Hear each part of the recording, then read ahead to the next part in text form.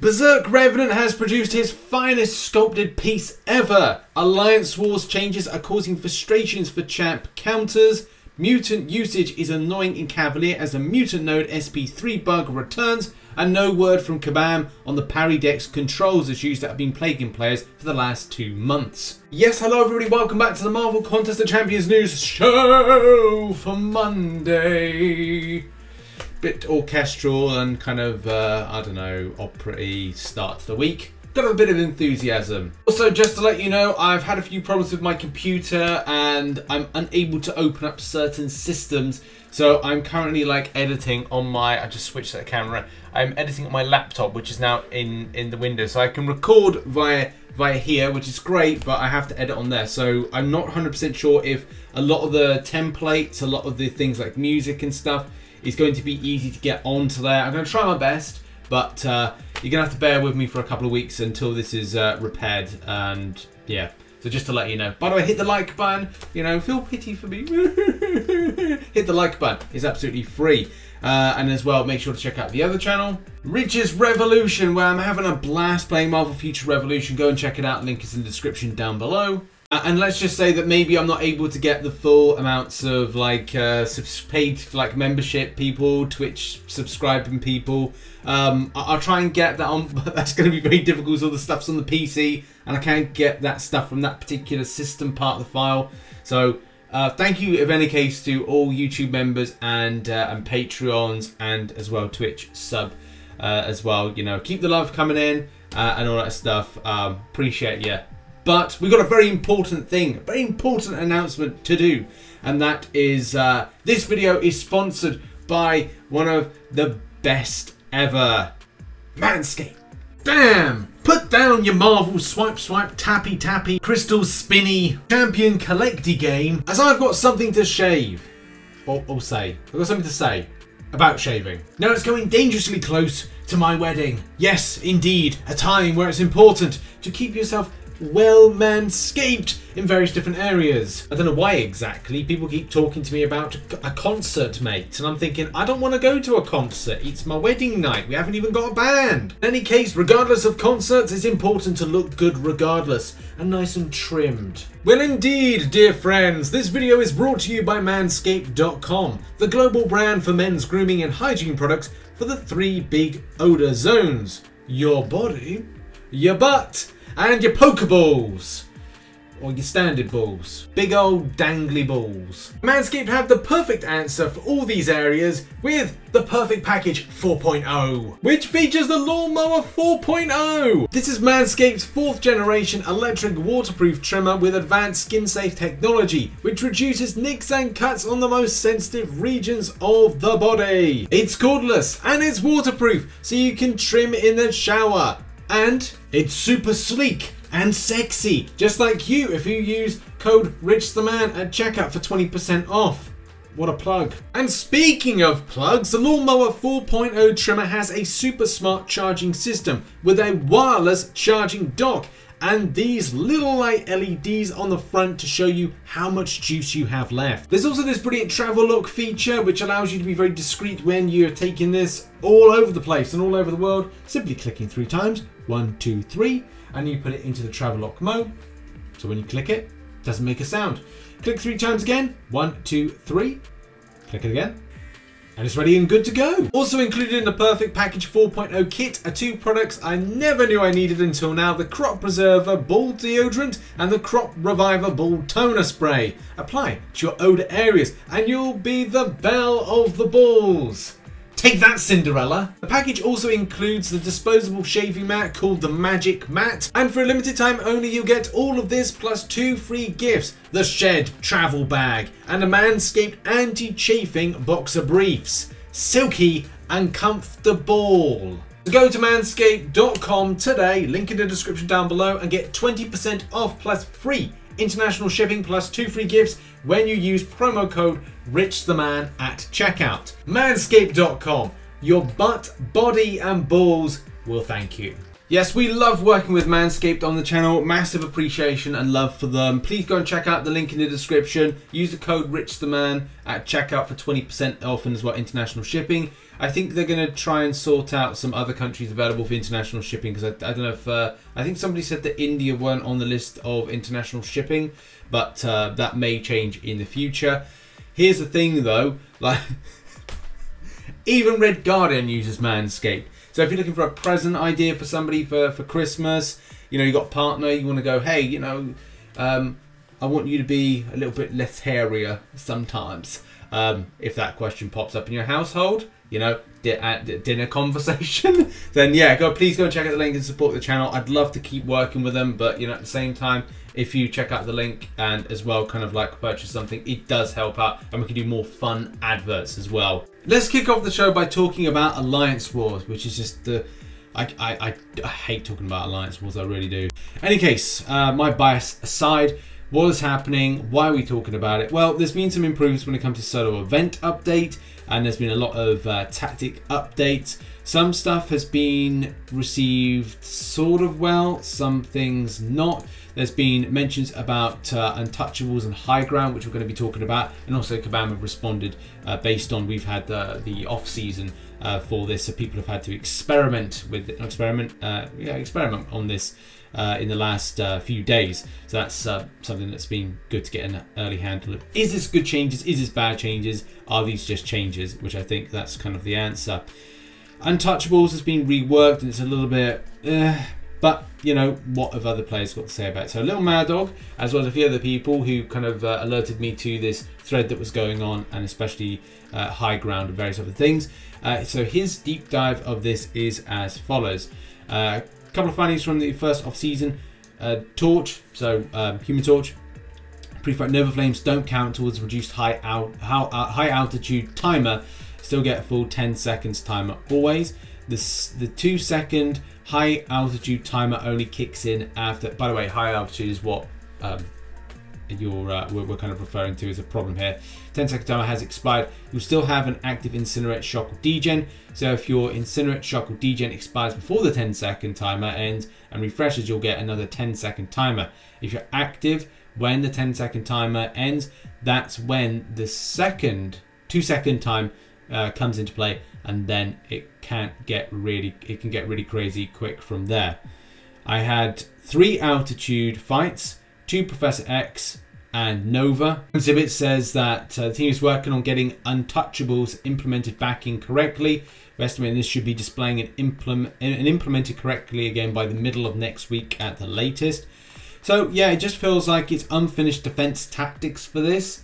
So I really don't know. This is why I don't really kind of mess around with Alliance Wars too much, because it's just having, if you've got to think about a champion, you've then got to think about how that interacts with other champions, how that other champion, the enemy champion, interacts with the defense tactics and the nodes that they're on. And as well, then you've got to think about applying the attack tactics to it. It's like 5 levels of complexity for something that then you're kind of going, am I right in the wrong? Am I taking more damage than I should do? Is the attack tactics right to deal with the situation? And are we set up thusly and correctly for it? So, fun content? Definitely not. After all that and all that waffle, let's move on to something good. So as a lot of you know, that Beserk Revenant does some amazing sculptures, and in particular you can see the domino behind me is a Beserk Revenant original, and it is amazing. And that is, I'd say, one of his earliest works, but as he has continued on, he has produced some of the best pieces of work. And in particular, this is his most recent piece, which I think, in my opinion, is his best piece to date. And that's the thing, every time he sculpts something, it becomes his best piece. That's when you know that somebody is onto an amazing winner and a talent, because they can produce stuff like this. If you followed him on Twitter, I think we did mention that he was working on something, but you can see like the level of detail and effort that's gone into this one. The painting has just kind of like, it honestly has got to next level with the production. It just, like, even the rear of the character, you know. By the way, he's available on TikTok. He's on TikTok. His links are in the description, and you can just see like the level of like effort that is starting off with this process of doing Purgatory. It is honestly insane. And just to reiterate, this is all sculpted a little bit by hand, and then obviously using, it's a freehand type thing, so it's like done by tool, of course. But that's the incredible thing about it. It's like there's no 3D printing here. This is literally somebody like molding clay and molding this into place and in hand painting it. That is the most impressive thing about this. So go and check out Beserk Revenant in the description. Also, now let's move on to serious stuff. We're gonna do a sandwich here. We're gonna do serious and then light-hearted and fun, serious, and then hopefully some light-hearted and fun, and then back to serious to end on.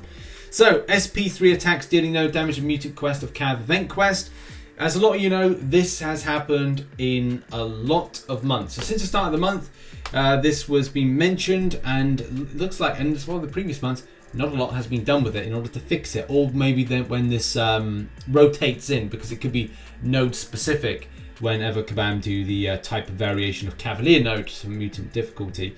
So for a lot of you that know, I've seen this before, you can see like, where's a good example? There's a Mutant there doing an SP3. Oh man, is that a rank 3 6-star Mr. Sinister? Man, I respect that. That is something I'd like to get myself. So SP3 time, let's just see. Any damage being done? Up, down, smack? No, nada. Yeah, no damage being done. Even worse for Namor, which relies on actually doing that as part of his kit to kind of like, well, you kind of go like, sorry, you do some damage of some kind.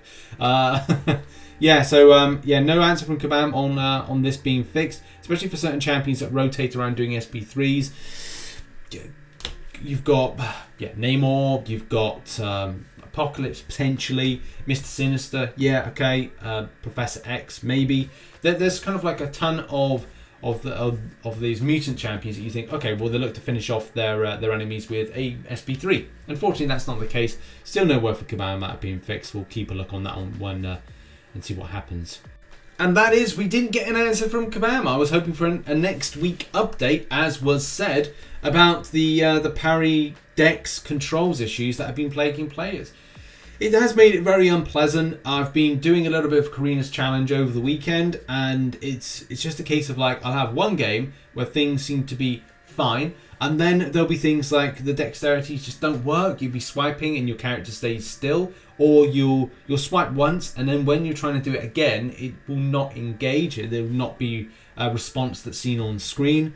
You'll see the AI perform weird things at weird times, and their movements are always defensive and passive at the same time as well, which does make it very frustrating. Champions not throwing special attacks, enemy champions not throwing special attacks. Again, another factor of disappointment for the smooth running of this game. There seems to be a lot of things. It's definitely better, but it's definitely not at the state it was several months ago. And a little bit of a word from Kabam would be nice, especially coming into this week, as to what they plan. With the new update coming in the forementioned week, I don't know if we're up to 14 days, maybe it's 2 weeks to go, then it would be good to kind of like get that idea of, you know, what's going down. Are we indeed going to be seeing some more improvements to response time, to other things, to load times, to other things like that? So yeah, a lot of people have been calling out for that as of yesterday. And I'm sure the same will be today. I hope that today there's a Monday announcement as to, like, you know, state of the game. But it's very disappointing to not have any kind of like communication on it. We are now well over a month. So if there's any more update, I'll let you know. Now the results as follows are here. They are below. There are some discrepancies, rumours and things. There's not really enough information for the 6-star side of things, which is really annoying. But I want to say a big thank you to the Discord. In particular, who is it we've got to give commiserations to? Somebody did 111. Yeah, Peculiar Joe, man. I really feel for Peculiar Joe, especially because of the grind there. Fronted up, how much was that? 109 mil, 109.8 mil. And unfortunately, yeah, like missed that. So that's like, oh mate, it does indeed suck when that happens. So I think all of us send our appreciation and love to Peculiar Joe, you know, because that sucks.